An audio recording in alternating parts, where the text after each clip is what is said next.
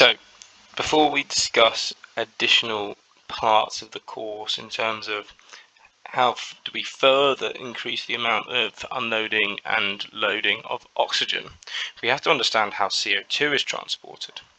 And with this, I will say very clearly, it's impossible to remember out in your own head. You cannot do it. It doesn't work. You have to just figure it out, draw it out. So if you can't remember it the whole time, don't worry. Just bear with it. So let's start. This is a capillary. That's a red blood cell. It's red and it's circular, so it's a red blood cell. And this is a muscle. This muscle is respiring. So if it is respiring, it is going to be pumping out CO2.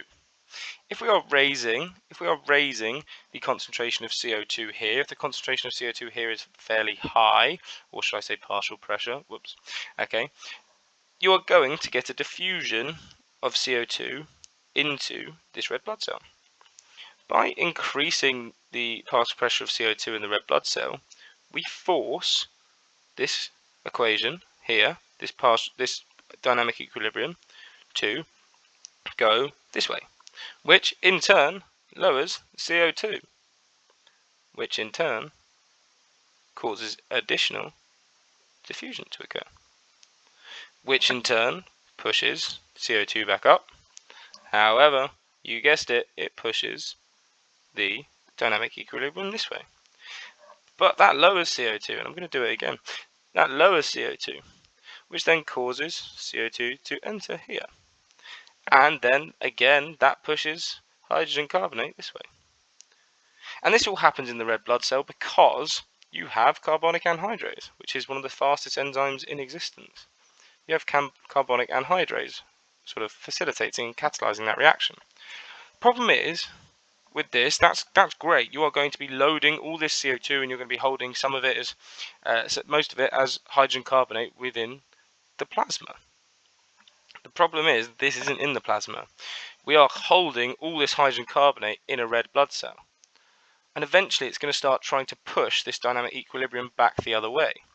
So the way we deal with that is we get rid of the hydrogen carbonate in the red blood cell and we send it out into the into the plasma.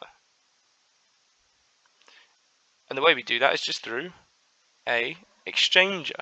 So what we do is we push HCO3 out of this red blood cell to help push, the whole purpose of that being to help push this dynamic equilibrium that way even more, so we can have even more carbon dioxide loading.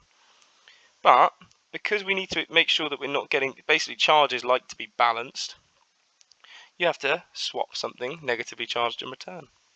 So on this active transporter, this protein, carrier protein, you also have chloride ions going the other way, which is known as the chloride shift.